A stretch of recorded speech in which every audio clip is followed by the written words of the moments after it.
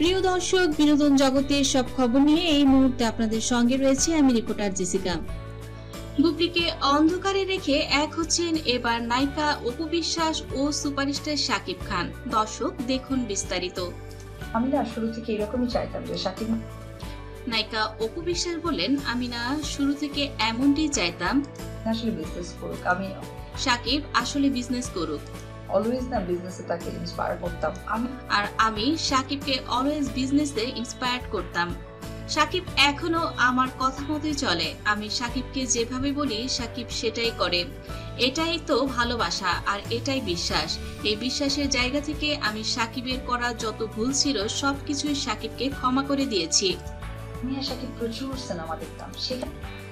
অপু বিশ্বাস আরো বললেন, আমি আর শাকিব প্রচুর সিনেমাও দেখতাম, আর সেখান থেকে ইন্সপায়ার্ড হয়েছি জীবনটাকে নতুন করে গুছাতে।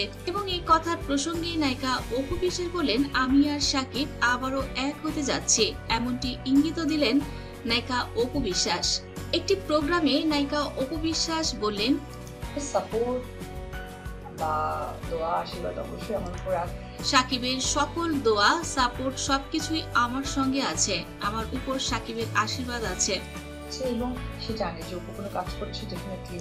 আর শাকিব এটা প্রচুর জানে, আমাকে যে কথাটা সে বলবে আমি সেই কথা মতোই চলবো, কিংবা আমি যা শাকিবকে বলবো এটা শাকিবের জন্য ভালো হবে, ভালো করবে।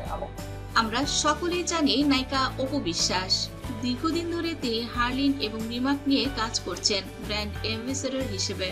কিন্তু এটা আসলে সবারই অজানা ছিল, হার্লিনের ডিরেক্টর সুপারস্টার শাকিব খান নায়িকা অপু বিশ্বাসেরই স্বামী।